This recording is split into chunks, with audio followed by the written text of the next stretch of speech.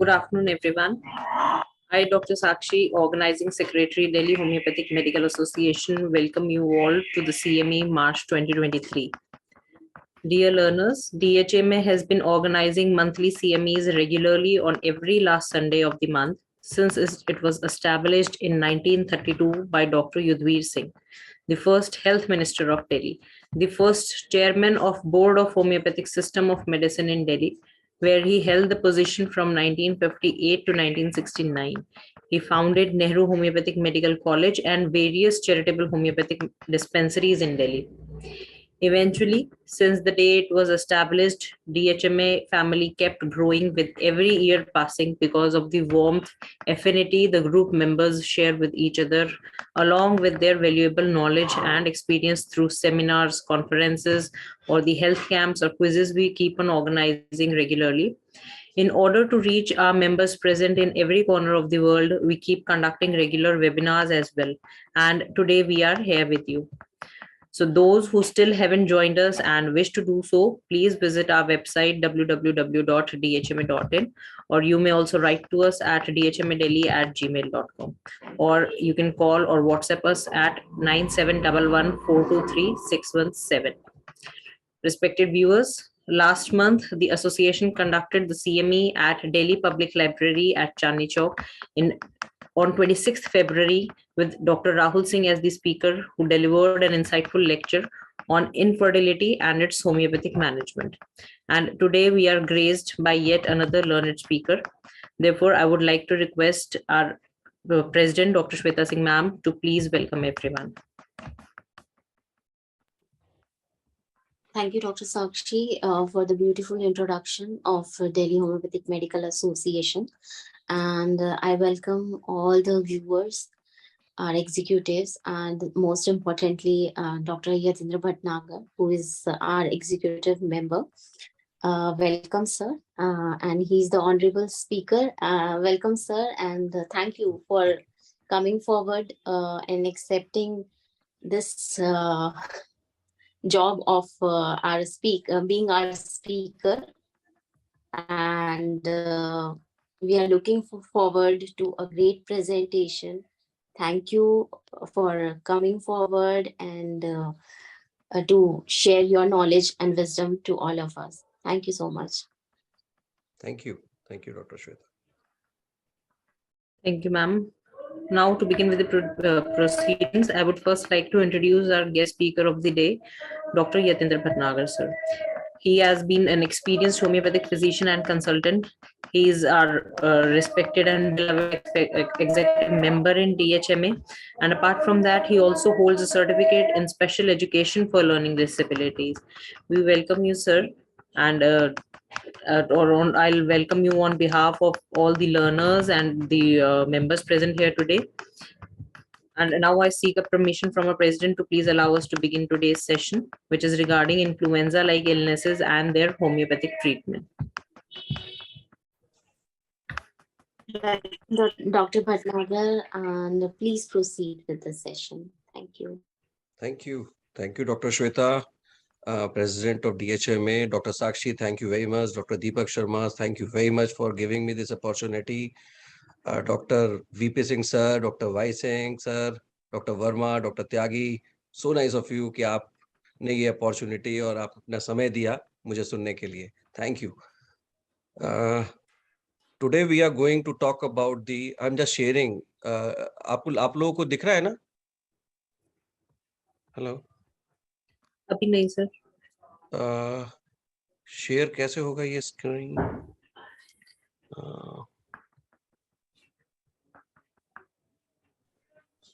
Just wait.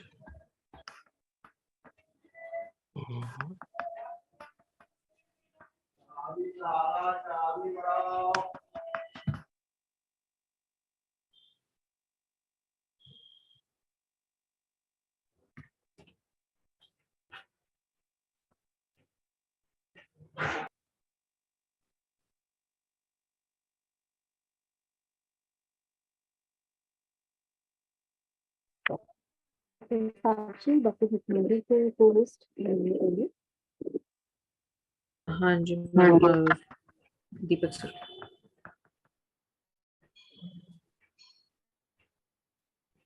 अब आप लोगों को दिख रहा है? हाँ जी sir, it's visible now. Okay, I'm just doing it.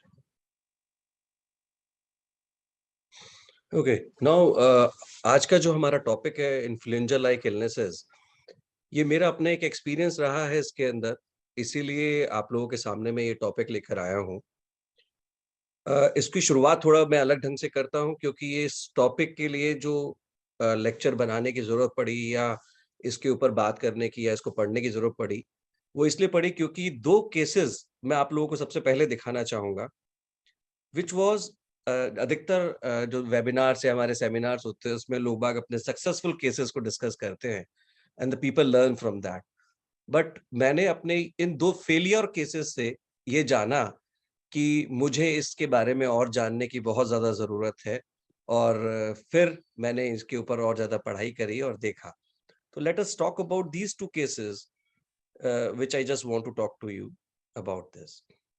एक सबसे पहले मेरे पास में जब कोविड शुरू हो रहा था, तब एक case in the month of June जुलाई के करीब ये आया मेरे पास में। He was a 50-year-old mail और उसको फीवर आ जा रहा था बार-बार and he was having a irritative cough था जो एग्रावेट हो जाता था खाने से, बात करने से और 2 हफ्ते से उसको चल रहा था और 2 दिन पहले से उसको एक शॉर्टनेस ऑफ ब्रेथ शुरू हुआ था। He was initially have a dry cough और जो कि बाद में उसको प्रोडक्टिव हो गया और ग्रीनिश बलगम के साथ में आ रहा था। फीवर भी था, हेडेक था, सोर थ्रोट था, बॉडी एक तो इसके साथ में रहता ही है और पेशेंट की एक माइल्ड हिस्ट्री थी हाइपरटेंशन की, डायबिटीज की और मायोकार्डियल इंफार्क्शन की। पेशेंट को कोई स्मोकिंग या अल्कोहल वो नहीं लेता था और जब मैंने उसका फिजिकल एग्जामिनेशन करा तो he was having a sound in the right side of the lung. X-ray भी था उसके पास में, तो कुछ लंग्स में इन्फिल्ट्रेट्स नजर आ रहे थे, सीटी स्कैन में भी कुछ प्रॉब्लम था। मुझे लगा कि we can manage this case, 2 हफ्ते से चल रहा है, लग रहा है कॉमन कोल्ड का ही होगा, क्योंकि अगर कुछ और होता तो अब तक तो काफ़ी ज़्यादा हो जाना चाहिए। बलगम भी ग्रीनिश हो रहा है, अच्छा होम्योपैथिक सिम्पटम है, let's start with the case. I took the case and I started with the kali nitrate. I took a case with the Zomeo मैं use करता हूँ and kali nitrate 200 I prescribed along with the influenzam 200 क्योंकि influenzam पे मैंने एक study करी थी, जो वो स्टडी मैं आपको लास्ट में दिखाऊंगा, that was national institute of health and family welfare के साथ में थी। तो उस स्टडी में इन्फ्लुएंजम का अच्छा रोल आया था इन्फ्लुएंजा या कोल्ड या फ्लू वाले सिम्टम्स में, तो आई स्टार्टेड विद दैट। बट अगले ही दिन से उस पेशेंट का सैचुरेशन गिरना शुरू हो गया, उसका फीवर काफी ज्यादा बढ़ गया, खांसी बहुत ज्यादा बढ़ गई और उसको एडमिट कराना पड़ा हॉस्पिटल में और वो करीब 10-12 दिन हॉस्पिटल में रहा। उसको निमोनिया था, he was diagnosed with covid plus H1N1, उसको यानी कि ड्यूल इन्फेक्शंस थे। और लेटर ऑन व्हेन जब उसने मेरे पास में आया तो उसने बताया कि डॉक्टर साहब मुझे तो इतनी सारी प्रॉब्लम थी, तो मुझे लगा कि I was not able to diagnose it properly. मुझे नहीं लगा कि मैंने उसको इन्फ्लुएंजा भी समझा, एक वायरल इन्फेक्शन है, या उसको कोविड है, या कोविड की वजह से उसको निमोनिया बनता जा रहा है। मैं उसको मिस कर गया and he was admitted. Next case I was, इसलिए मैं इसको, ये बड़ा इंटरेस्टिंग केस था मेरे लिए और इतना ज़्यादा इसके लिए मुझे दुःख भी लगा कि मैंने अपनी ड्यूटी पूरी अच्छी तरह से नहीं करी। The second case was of 55-year-old lean thin tall female थी। वाज़ काफ़ी पुराने पेशेंट थे, मेरी फैमिली थी, फैमिली के पूरी फैमिली आती थी मेरे पास में। She came at that time with a fever, headache, bursting जैसे हम लोग लेते हैं सिम्पटम, प्रेशर के साथ में बेटर हो रहा था उसको, ड्राई कफ था, लाइन डाउन, एग्रीवेशन, तो ये सब typical homoeopathic symptoms, severe throat pains and chills थी उसको and worsening shortness of breath with diarrhoea for 5 days. Fever even touch 104। Patient worked as a public relation officer थी वो और उसने कहीं ट्रैवल वगैरह की हिस्ट्री नहीं थी, तो मैंने कहा इसको भी लग रहा है कि सिंपल इन्फेक्शन है, बैक्टीरियल इन्फेक्शन भी हो सकता है, गला खराब है, फीवर आ रहा है और इसीलिए maybe she is having all this. उसकी pulse rate was 101, breath rate वो हम उस टाइम पे ले ही रहे थे सबका, ये सब चीजें सैचुरेशन वगैरह। I took it lightly and to give the medicine. I repertorized the case and along with this I started a prescription with the phosphorus 200. क्योंकि वो पतली दुबली थी, और तो मुझे लगा कि phosphorus 200 I started with, and with influenzinum 201 dose as a constitution was matching her. मुझे बाद में जब मैंने इसके बारे में पढ़ा तो मुझे और ज्यादा दिक्कत हुई, क्योंकि उसमें कैंट ने ये लिखा हुआ है कि फास्फोरस और साइलिशिया कभी भी लंग्स के पेशेंट्स में हाई पोटेंसीज के साथ शुरू नहीं करनी चाहिए थी, क्योंकि वो वर्स कर देती है। और हुआ भी यही कि द पेशेंट वाज अगेन, उसका फीवर बहुत ज्यादा बढ़ गया, उसका थ्रोट पेन सीवियर हो गया, उसका सैचुरेशन 90 पे पहुंच गया, एंड कंडीशन वर्स हो गई और वो हॉस्पिटल में उसको एडमिट कराना पड़ा। इस केस के अंदर जो मेरे से मिस हुआ, that he was having a streptococcus pharyngitis. उस पेशेंट को सीवियर फेरेंजाइटिस था with the streptococcus bacteria, which I was not able to diagnose, क्योंकि उस टाइम पे गला मैंने देखा ही नहीं उसका, और गला ना देखने की वजह से, अगर हो सकता है मैं उसका थ्रोट देखता तो शायद I should have catch the Streptococcus throat. अभी मैं आपको उसकी फोटो दिखाऊंगा। So these two cases told me कि नहीं, you have to study hard to differentiate between these diseases, otherwise you will keep losing your patients very easily. Now I just want to start with the ILIs, कि हम आज क्यों इसके बारे में बात करना चाहते हैं। Now influenza like illnesses are the group of diseases. ये एक कई सारे ग्रुप डिजीजेस के नाम हम एक साथ ले लेते हैं, क्योंकि ये इनके सारे के सारी डिजीजेस के सिम्टम्स हमें कंफ्यूज करते हैं कि that it is an influenza flu है, या ये सिंपल कॉमन कोल्ड है, या ये कोविड है, क्या ये बैक्टीरियल इन्फेक्शन है, इवन समटाइम्स मेनिंजाइटिस, समटाइम्स अलग जो स्टमक के डायरिया वगैरह है, they even give the symptoms like influenza. So according to Central for Diseases, ILI is an illness with a fever of more than 100 degree, along with either cough or sore throat that is not due to any other cause. Like strep throat, we don't include it in a influenza या influenza like illnesses में हम उसको include नहीं करते हैं, but that gives the symptom according to आपको जब आप strep throat देखेंगे तो आपको symptoms वैसे लगेंगे कि high grade fever आ रहा है, chills भी हैं, and the patient is having a sore throat, and the symptoms will look like that. Fever of feeling feverish, chills, cough, sore throat, running and stuffy nose, muscles or body ache, headache, fatigue, and sometimes diarrhea and vomiting. Temperature of 100 degree more than and higher will not always present in persons with influenza, especially not in the elderly persons. ये सारे symptoms typical हम influenza या ILIs में लेते हैं, but sometimes in influenza like illnesses, elderly persons के अंदर कई बार high grade fever हमें influenza like illnesses में नहीं मिलता है. So we have to be careful when we seeing the patient, elderly patients, for viewing that. Influenza-like illnesses are also known as flu-like syndrome or flu-like symptoms. Basically, it is an importance of medical diagnosis of possible influenza other illnesses causing a set of common symptoms. ये जो symptoms, influenza-like illnesses के जो symptoms आते हैं, that is because of the cytokinins जो released होते हैं when our immune system is attacked by the virus and bacteria. It get activated and releases the cytokinins, and cytokinins की वजह से ये सारे symptoms हमारी body के अंदर आने शुरू होते हैं.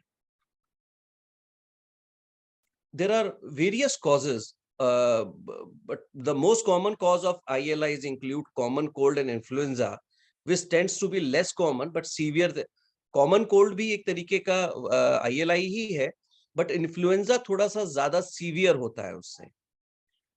कई सारी ड्रग्स के साइड इफेक्ट्स जो होते हैं जब हमारी बॉडी में होते हैं, they give the symptoms of ILIs like, and many other diseases manifestations like meningitis, sepsis and leukemia even sometimes give the symptoms which we confuses with the ILI. That's why we want to talk about it. कि sometimes a patient with the meningitis comes and if he shows starting symptoms of ILIs, then we should be careful कि कहीं ना कहीं ये viral हो सकता है. It may affecting, अगर उसके साथ कुछ और प्रॉब्लम है, उसको सीजर्स है या कुछ और प्रॉब्लम है, कोई भी, हम कई बार एक केस में सीजर्स आए पेशेंट को and we confuse it with the hyperpyrexial fits, उसके साथ कंफ्यूज हो गया. and that case also very जो कि दिक्कत आई उसके अंदर हमें. So I just want to mention that meningitis sometimes mimics ILIs. तो उसके लिए भी हमें केयरफुल रहना चाहिए, देखना चाहिए कि क्या ये वायरल इन्फेक्शन है जो कि ब्रेन की मेनिंजीज को भी इफेक्ट कर रहा है. And why we are talking about this ILIs के बारे में as a homeopath why we are talking about, हमें तो symptoms मिल ही रहे हैं, फीवर है, myalgia है, कफ है, sore throat है, aggravation amelioration मिल रहा है, but then why we are talking about it. इसके कई सारे कारण हो सकते हैं. अगर हम मेडिकल उसके हिसाब से देखें तो एज अ प्रोलॉन्ग कोविड-19 pandemic,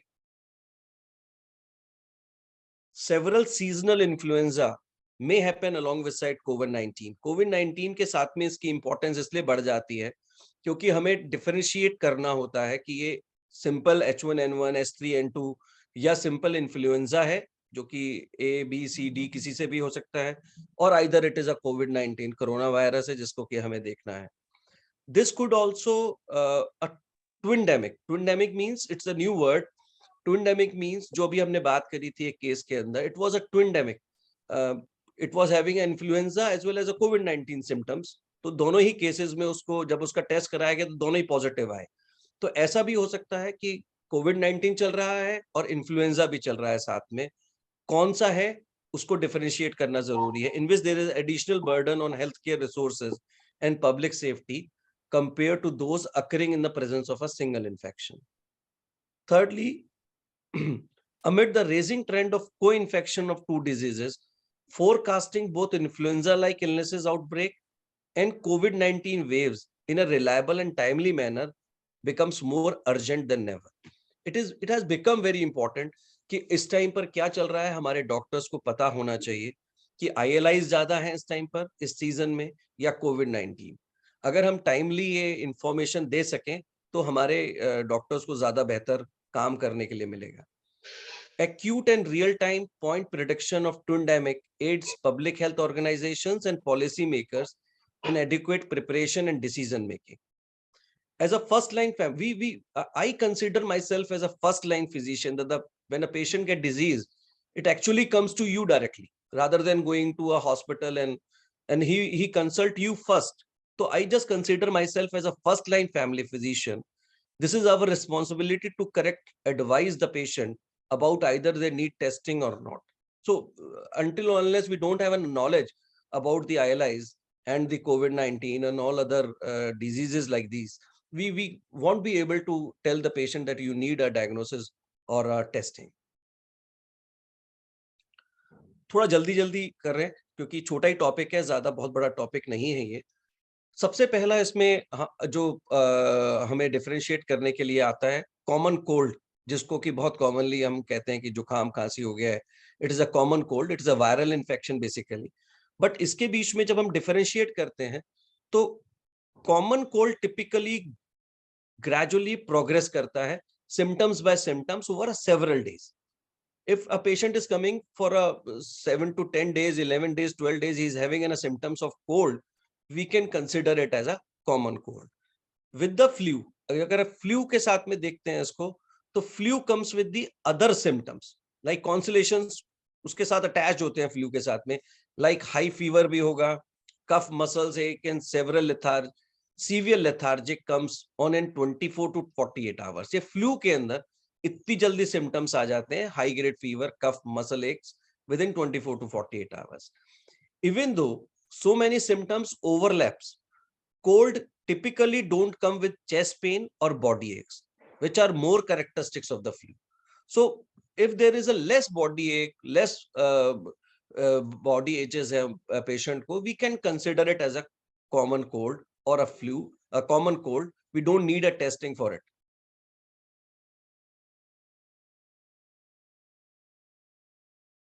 Have a running or stuffy nose, scratchy throat, and general sense of well-being, unwell, under the weather, you have a common cold, which is viral upper respiratory tract infection. Signs of a cold: running nose hai, congestion hai, sneezing hai, and cough hai. Both colds and influenza are the viral illnesses. They both tend to occur in the same season as they have many overlapping symptoms like sore throat and stuff. The main difference is how quickly the symptoms come. So जितना जल्दी आया है आप उसको viral मान लीजिए, जितना देर तक चल रहा है और धीरे धीरे बढ़ रहा है, that is common cold. Another symptoms, another disease which comes in ILI is influenza, जिसके बारे में हम बात ही कर रहे हैं. It is a viral infection. Influenza disease caused by influenza viruses. There are the 4 types of seasonal influenza viruses: A, B, C, and D. Influenza A and B viruses circulate and causes seasonal epidemics of diseases. H1N1, H3N2, H2N2, ये सारे के सारे influenza ए virus के ही types होते हैं, जो कि swine flu जिन्होंने करा 2009 के अंदर, इट वाज एपिडेमिक, और ये सारे के सारे इन्फ्लुएंजा ए वायरस की वजह से थे. Influenza is an infection of nose, throat and lungs, which are upper of the part of the respiratory system. Upper respiratory system symptoms होते हैं, but in some severe cases we all know it may progress to a pneumonia. Influenza is commonly called as flu, but it is not same as a stomach flu. Stomach flu is different virus होता है that causes diarrhea and vomiting. Most people with the flu get better on their own, but sometimes influenza and its complication can be deadly. People at higher risk of developing flu complications include people with the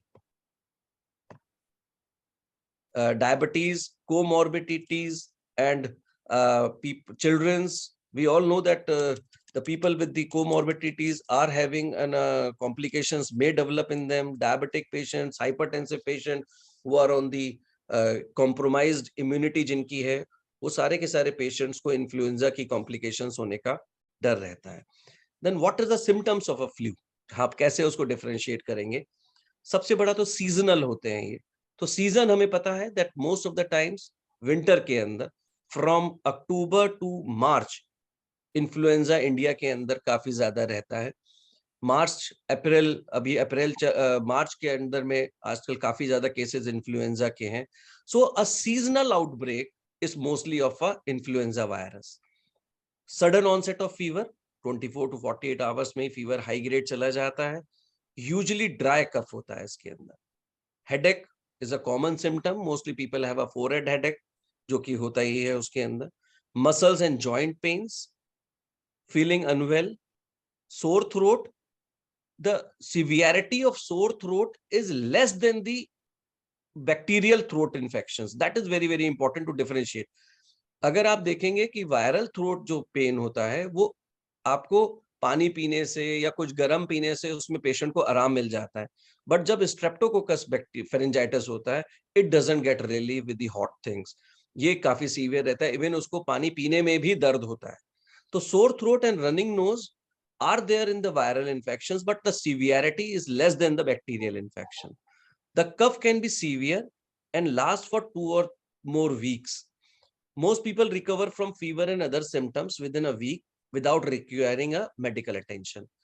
So season, type of a sore throat, fever onset, these 3 symptoms can differentiate between the influenza and the common cold. आप उससे ही उसके बीच में difference कर सकते हैं without getting a test done.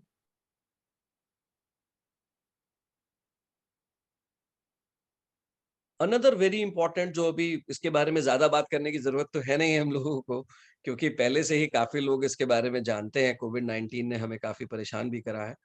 तो the same things are there. It is a contagious disease caused by virus. Severe acute respiratory syndrome है coronavirus SARS-CoV-2. It is also variable. ये काफी वेरिएशन हो रहा है क्योंकि हमें नए नए स्ट्रेन्स मिल रहे हैं, तो उसके सिम्टम्स भी काफी अलग अलग आते हैं. But the common symptoms remains as a viral infection: fever, cough, headache, fatigue, breathing difficulties, loss of smell, loss of taste. Now we know symptoms are changing with the new strains. Symptoms may begin on 1 to 14 days after exposure to the virus. तो COVID-19 के symptoms बहुत typically अलग अलग बढ़ते जा रहे हैं. जैसे पहले हमारे पास में था तो लॉस ऑफ स्मेल बहुत टिपिकल था, समझ जाते थे कि कोविड ही होगा. But now no smell, loss of smell is coming, but still cases are increasing nowadays also. we need to be very careful that it is in a COVID-19 or influenza. We have to differentiate. The only difference with them is by the testing. COVID-19 और influenza के बीच में फर्क हम दो ही चीजों से कर सकते हैं, या तो हम मॉलिक्यूलर टेस्टिंग कराएं पेशेंट की, और या फिर बहुत टिपिकल सिम्टम्स उसके आ रहे हों तभी। तो अगर कहीं पर भी हमें डाउट होता है कोविड-19 का, तो हमें उसकी टेस्टिंग के लिए जरूर उस पेशेंट को बता देना चाहिए।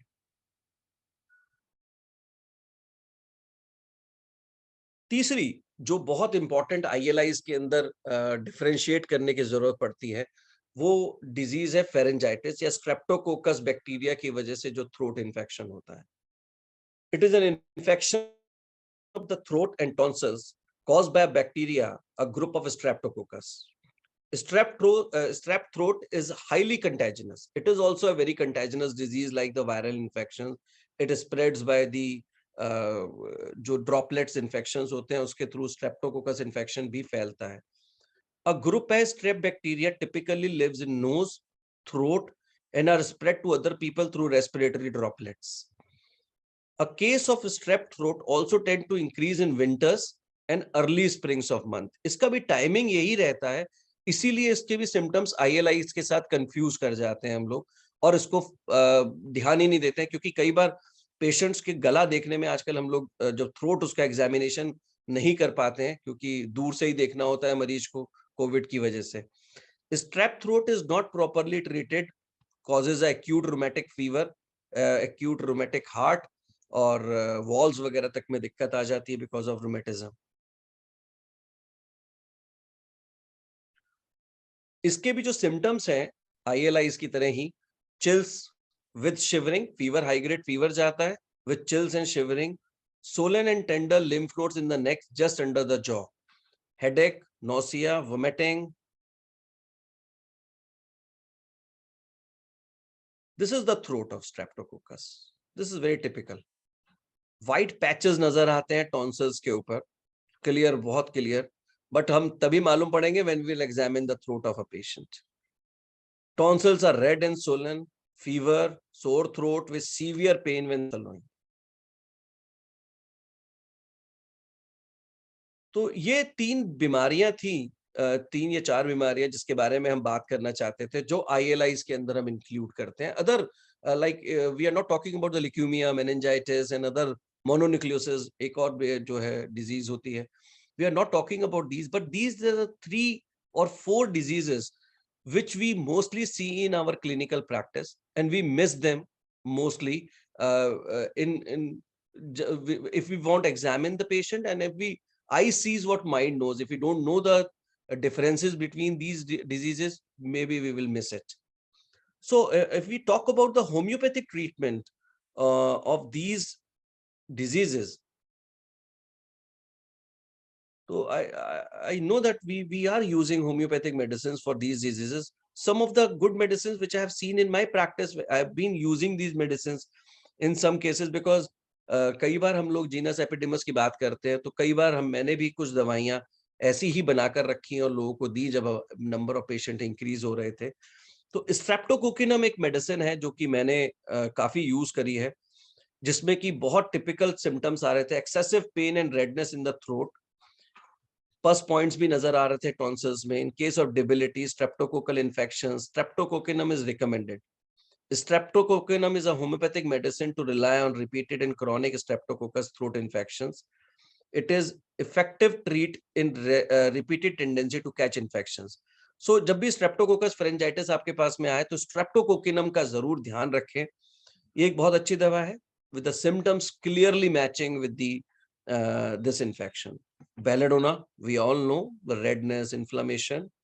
Another medicine which I used is Elianthus glandulosa. This is a good medicine for the pharyngitis. Deep ulcers appear on the tonsils. It is attended with the pain in throat on swallowing. The pain may extend to ears. The throat is dark, swollen, inflamed. Dryness and roughness in the throats are noted. The person complains of feeling choked. Foul odor may emanate from the throat. So Elianthus glandulosa is and streptococcinum. These two medicines are quite effective, which I have used in my practice for these streptococcus infections या pharyngitis के लिए. इसको prevention is almost same for all the ILIs. The best way to prevent these diseases is the good hygiene, washing your hands with the soap and water frequently, wearing a mask. All the prevention is same for all the ILIs. Avoid direct contact with someone who has a strep throat. As these are the 4 important diseases which we all should know about the ILIs. Now we will talk about the management by the homeopathic treatment for the ILIs. There are a lot of medicines which we have been given for the influenza and COVID-19. Just to mention some, arsenic album, yes, it is a good medicine जो कि काफी सारे symptoms को match करती है अगर हम देखते हैं तो. Belladonna, हाई फीवर के साथ में profuse sweating, hypersensitive to light और noise. Bryonia,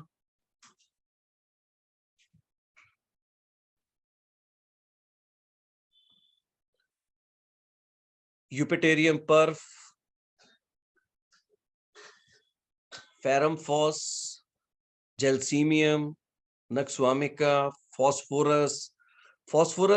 When I took a case for the ILI and I generalized symptoms के साथ में जब हमने repertorize करा तो phosphorus also there. It got the large number of it got the high numbers and along with the maximum symptoms it was covering. So I recommend phosphorus also for the ILIs. It's a good medicine, but along with this, if the constitution matches with the phosphorus. But very importantly, I just want to mention this phosphorus and silicea. ये 2 दवाइयां ऐसी हैं जो कि upper respiratory tract infections और most importantly lower respiratory tract infections में बहुत ही ध्यान से यूज करनी चाहिए. I have seen a case of aggravation with the phosphorus 200. उसके lungs की इतनी अच्छी पोजीशन नहीं थी, गलती से phosphorus 200 दी गई and the patient got aggravated. यानी कि this is maybe कोई और कारण भी हो सकता है उसके aggravation का, but I think it is because of phosphorus. And even in a Kant has mentioned in his lectures that the phosphorus and silicea in the lungs cases should be prescribed started with the lower potency, क्योंकि higher potency may aggravate the lung condition. So phosphorus is a good medicine for ILIs. This is my own experience with the patients. Rustox, we all know it's a restlessness. Patient is continuously moving to find a comfortable position and relieves the body itches. एक और दवाई जो while studying about the ILIs, I come across, इसके ऊपर एक study भी हुई है, oxycolinum. ये flu-like symptoms के लिए एक दवाई है, feeling run down, body itches, chills and fever. And there is a study also done by some doctors on oxycolinum. It shows a positive results for the flu-like influenzas and ILIs. So oxycolinum can be used, and if the doctors uses it, they may report the cases कि कैसा रहा है इसका result. We have talked about the cases. In 2 cases ने मुझे सिखाया और इन 2 cases से मैंने काफी कुछ सीखा और इसके बारे में बातचीत करने की जरूरत पड़ी. मेरे पास में ILIs के बारे में सिर्फ इतना सही है, ज्यादा नहीं है. Thank you very much for listening all. अगर आप लोगों का कोई क्वेश्चन, आप इसके बारे में कुछ पूछना चाहते हैं तो आप मेरे से इसके लिए पूछ सकते हैं. डॉक्टर साक्षी.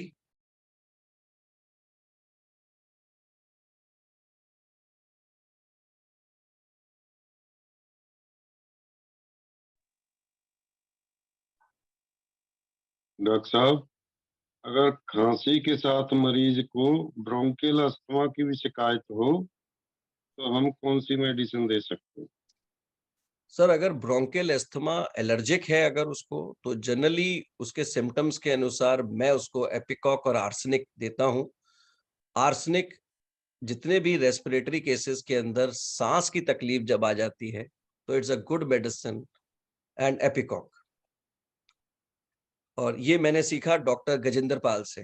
डॉक्टर गजेंद्र पाल जी पाल जो थे, जब वो हमारी क्लासेस लेते थे एलर्जीज के ऊपर, तब वो ये बताया करते थे कि अस्थमा, एलर्जिक ब्रोंकाइटिस, इसमें आर्सेनिक, एपिकॉक और एक एम्ब्रोशिया वो यूज करते थे. इसके अंदर एम्ब्रोशिया, अरेलिया, वो एक 4-5 दवाइयों की लिस्ट बनाकर लेकर आते थे. But I used arsenic and ipecac for it. अच्छा काम करेगी इसमें? जी हाँ, बहुत बढ़िया। जितने भी ये एलर्जिक ब्रोंकाइटिस या अस्थमा, इन दोनों केसेस के अंदर एपिकॉक और आर्सेनिक का बहुत अच्छा काम। ठीक है सर, धन्यवाद। धन्यवाद। ये डॉक्टर साहब एक सवाल है, एक्यूट्स में स्ट्रेप्टोकॉक्सिन कैसे देंगे? नो सोर्स, उसका कोई डोसेज वगैरह कुछ गाइड करेंगे आप? Sir, I recommend these cases, मैंने जैसे कहा कि अपर रेस्पिरेटरी और लोअर रेस्पिरेटरी ट्रैक इन्फेक्शंस में लो पोटेंसी से शुरू करिए, क्योंकि पेशेंट जब ऐसी कंडीशन में आपके पास में आता है कि जब उसकी कंडीशन काफी ज्यादा डाउन है, फीवर है, उसको बहुत ज्यादा 104 बुखार चल रहा है, पहले ही उसकी एनर्जी बहुत लो है, high potency may aggravate the conditions. So I recommend lower potencies while starting URIs and lower respiratory tract infection. And नोजोट्स तो हमेशा भी, वैसे भी मेरे ख्याल से पहले लो पोटेंसी से शुरू करें और फिर हायर पे जाएं. हेलो, गुड इवनिंग सर, मैं डॉक्टर Good कल्पना evening. बात कर रही हूँ. Yes, Dr. Kalpana, good evening. Sir, thank you so much for today's nice session. Sir, मेरा क्वेश्चन था कि जो गवर्नमेंट वैक्सीनेशन निकाल रही है फ्लू के लिए, ये कितनी इफेक्टिव है और किन पेशेंट्स को हम दे सकते हैं और किसको रिकमेंड कर सकते हैं कि किसको लेना है, किसको नहीं लेना है? डॉक्टर साहब, वैक्सीनेशन देखिए, अगर आप आज की डेट में पूछें तो वैक्सीनेशन इफेक्टिव है. फ्लू के लिए हर साल दी जाती हैं और इन्फ्लुएंजा की इसलिए देनी पड़ती है क्योंकि वायरस के स्ट्रेन चेंज हो जाते हैं, उनके प्रोटीन चेंज हो जाते हैं, तो हर साल देनी होती है. और मेरे ख्याल से तो मैं उन लोगों में से हूं जो कि वैक्सीनेशन को रिकमेंड करते हैं, and they are not back to be given for. किनको दी जानी चाहिए? जो भी वनरेबल ग्रुप्स हैं जिनको की जरूरत है, लाइक गवर्नमेंट तो कहती है कि जितने भी एलिजिबल लोग हैं उन सबको वैक्सीनेशन लेनी चाहिए, कोई कॉन्ट्रा इंडिकेशन इसके लिए है नहीं. Okay sir, yes, thank you so much sir. And they are quite effective, we are seeing it. क्यों नहीं? इन्फ्लुएंजा भी काफी इफेक्टिव है, कोविड-19 तो हम देख ही रहे हैं कि काफी इफेक्टिव रही है. यानी कि आई एम ऑन द कि हाँ, वैक्सीनेशन ली जानी चाहिए, इसके लिए मना नहीं करना चाहिए. जी sir. Doctor Bhatnagar, yes sir, आज का लेक्चर आपका बहुत बढ़िया रहा. थैंक यू सर, और थैंक यू वेरी मच. मेरे जो दो सवाल थे पोटेंसी के बारे में, वो आपने क्लियर कर दिए किसी और डॉक्टर साहब के क्वेश्चन में. जी हाँ, और जी हाँ, मैं एक आपकी जानकारी अपग्रेड कर देता हूँ. जी हाँ. हमारे प्रिंसिपल साहब डॉक्टर गजेंद्र पाल नहीं, डॉक्टर गिरेंद्र पाल हैं. ओह अच्छा, हाँ, गिरिंदर पाल है सर. मैं उनको जी पाल से ही जानता था, हमेशा उनके साइन जी पाल से होते थे हमेशा. हाँ, जी पाल तो ठीक है, लेकिन पूरा नाम उनका डॉक्टर गिरेंद्र पाल. डॉक्टर गिरिंदर पाल है. यस, तो बहुत बहुत धन्यवाद आज के लेक्चर के लिए, बहुत बढ़िया. Thank you sir, thank you very much. Thank you, thank you.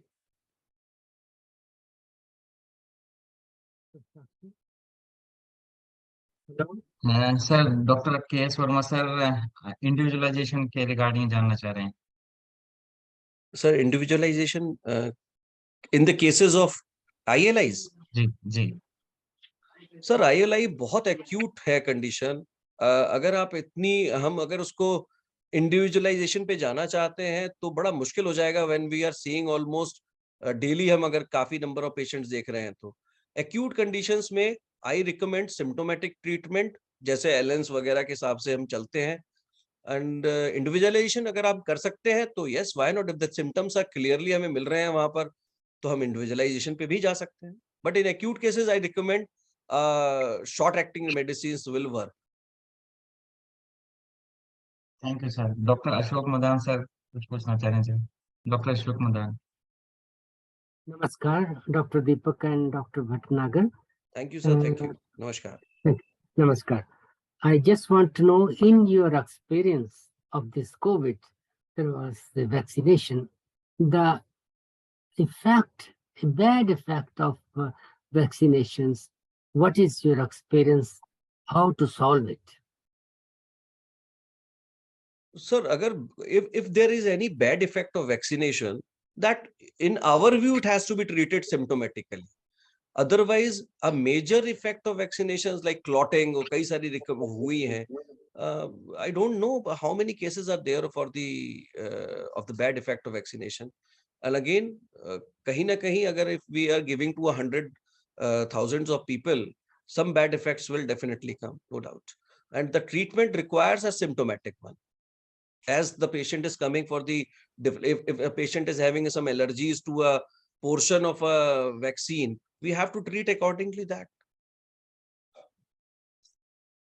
And the number of cases of the adverse effect of vaccinations are very less. Very less. Thank you, Dr. Bhatt. Thank you, sir. Thank you.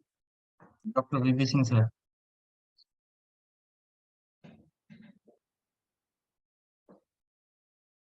Dr. VP Singh, sir.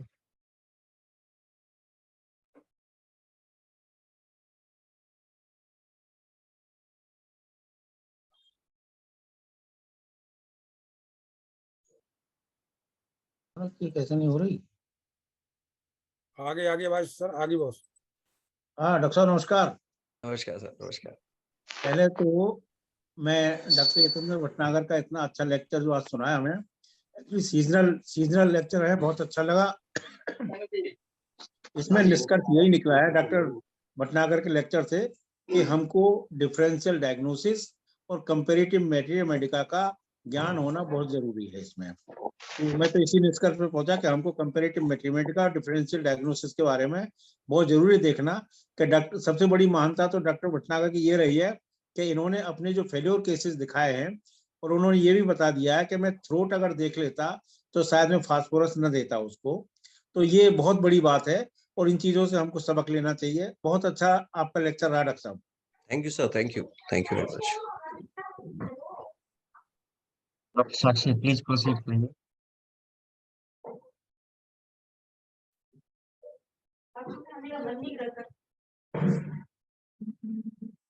Dr. Sakshi.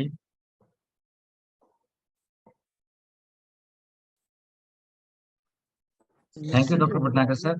Thank you sir. देखिए जो भी जी, जहाँ तक देखिए आपके influenza का जो chapter है बहुत अच्छा है, और क्योंकि सबसे कॉमन हो गया है कोविड-19 ने इसको थोड़ा सा और बूम दे दिया, और हम लोगों को बहुत अंडरस्टैंडिंग होनी चाहिए। और इन्फ्लुएंजा के बारे में अब जो पब्लिक है वो भी काफी अवेयर हो गई है, और ऐसे वायरसेस के लिए सब लोग जानने लगे। हालांकि हमने देखा है कि जब भी हम कभी मास में निकलते हैं तो अभी भी मतलब बस देखता हूँ कि बहुत सारे ऐसे लोग हैं जिन्होंने अपने आप को प्रोटेक्शन में रखा है, और ये एक अच्छी बात है। मतलब हमें कोविड-19 ने सिखाया कि अगर हमें कोई दिक्कत हो रही है इन्फ्लुएंजा के जैसी, तो हम कम से कम अपना भी बचाव करें और दूसरे का भी बचाव करें। उसके लिए मास्क जो है एक बहुत मैंडेटरी चीज है।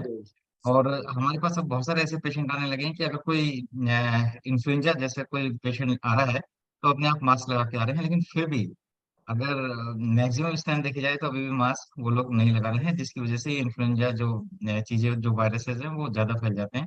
तो इस प्लेटफॉर्म पर तो हम लोग क्योंकि किसी मेडिसिन का कोई प्रिस्क्रिप्शन नहीं देते हैं, क्योंकि हम लोग इस समय सोशल मीडिया पर हैं, और लेकिन ये रिकमेंड करते हैं कि आप इन्फ्लुएंजा जैसे वायरसेस को रोक सकते हैं। अगर आपको है तो आप आइसोलेट रहिए, आप अपने आप को मेडिकेशन जो है वो प्रॉपर लीजिए, और बस दूसरे को फैलने से बचाइए। जितना आप दूसरे को फैलने से बचाएंगे उतना ही जल्दी इसका जो स्प्रेड है वो रुक जाएगा, और एक लिमिटेड टाइम के बाद ये अपने आप ही खत्म हो जाते हैं। जैसे डॉक्टर भटनागर ने बताया कि सीजनल है, मतलब सीजनल इन्फ्लुएंजा जो है वो कुछ ही टाइम के बाद अपने आप खत्म हो जाते हैं, बस थोड़ी सी प्रिकॉशंस की जरूरत है।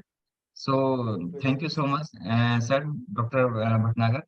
और किसी और का कोई कमेंट या कोई क्वेश्चन हो तो प्लीज बताइए।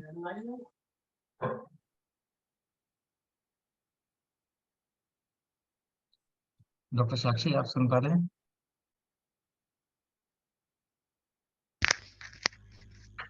हाँ जी सर। जी प्रोसीड करिए मैम। मैं सर हाँ जी फेसबुक पे चेक कर रही हूँ, if you have any questions. Okay Sir, we have one question from Dr. Anil Mishra. He wishes to know the symptoms of Oscillococcinum 200. I just mentioned the symptoms: fever, chills, and basically it's a registered medicine है, एक combination medicine है, but yes, it has been proved in studies by the CCRH, even have done some studies on it. So it has a good medicine with the fever, chills, and sore throat pain, flu-like symptoms, or for the ossiculinum. Thank you so much, sir, for such an insightful lecture. Thank you. Thank you. Now, seek permission from our president and request our General Secretary to please share the certificate on her behalf as a gratitude, sir.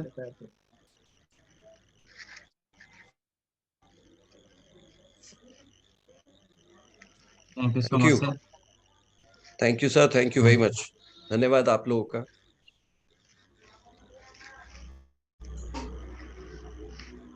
Thank you, sir.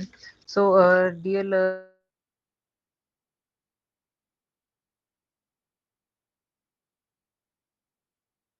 General Secretaries, Deepak sir, to please tell everyone about the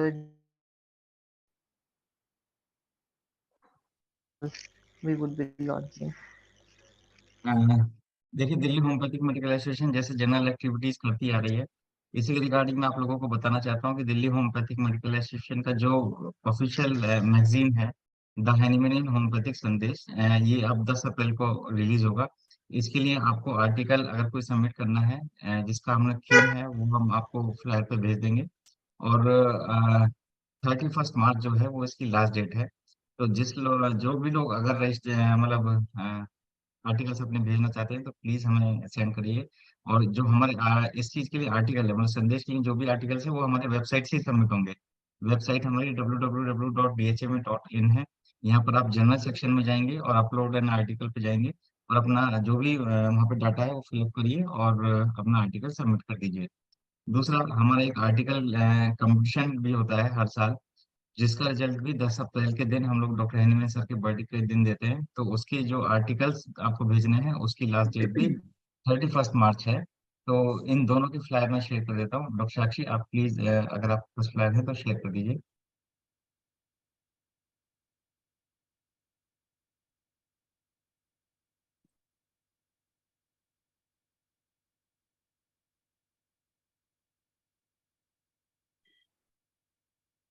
doctor साक्षी, आपको आवाज आ रही है? Sorry, sir, there's some internet disruption. Can you hear me?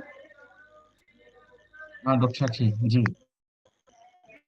Hanji. Sir, and next is about article writing competition. The हाँ last जी। day is 31st. So I would like to request our President, Dr. Shweta Singh, to please inform our learners about it.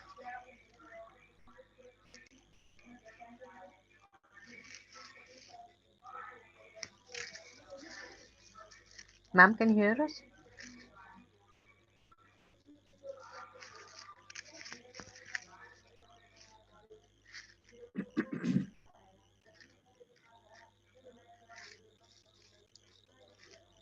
ये article writing competition का है और इसकी जो theme है, impact of covid on mental health and it's homeopathic management. तो जो लोग भी इसके लिए आर्टिकल सबमिट करना चाहते हैं, ये हमें इस कंपटीशन के लिए जो आर्टिकल्स है वो आप हमें ईमेल भी कर सकते हैं। ईमेल है एड्रेस है dhmadelhi@gmail.com। और जो हमारा हैनिमैन संदेश है उसके लिए आपको जो भी आर्टिकल सबमिट करने हैं वो आपको हमारी वेबसाइट के थ्रू करने हैं। और इसकी जो थीम है वो भी कोविड या post Covid experiences with homeopathy. तो दोनों की लगभग सेम थीम है। जिसको भी अपने आर्टिकल सबमिट करने हैं वो प्लीज हमें 31 मार्च तक जरूर भेज दीजिएगा। ध्यान रखिएगा कि जो संदेश के लिए आर्टिकल्स हैं वो आपको वेबसाइट से अपलोड करने हैं। और राइटिंग जो आर्टिकल कंपटीशन है उसके लिए आपको ईमेल पे हमें भेजना है। So doctor Sakshi, please continue. Thank you so much, sir.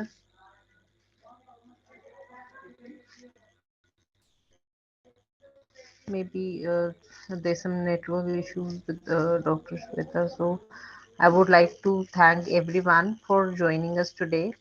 Please stay connected with us for more such informative sessions. And once again, let me remind all of you that to become an integral part of family, please visit www.dhma.in, or for any queries, suggestions, or feedback, please feel free to write to us at dhmadelhi@gmail.com. Thank you so much. कोई board के election की जानकारी हो तो बता दीजिए please. Hello, हाँ जी sir. Board के इलेक्शन डिक्लेयर हो गए हैं, तो कोई जानकारी हो तो बता दीजिए ग्रुप पर, तो काफी लोगों को पता चल जाएगा। सर इसके लिए homeopathic doctor medicine VP Singh board sir, doctor VP Singh sir आप बता दीजिए इसके बारे में। नहीं, डॉक्टर वाई सिंह ये बता देंगे, एक्चुअली नोटिफिकेशन तो हो गया है।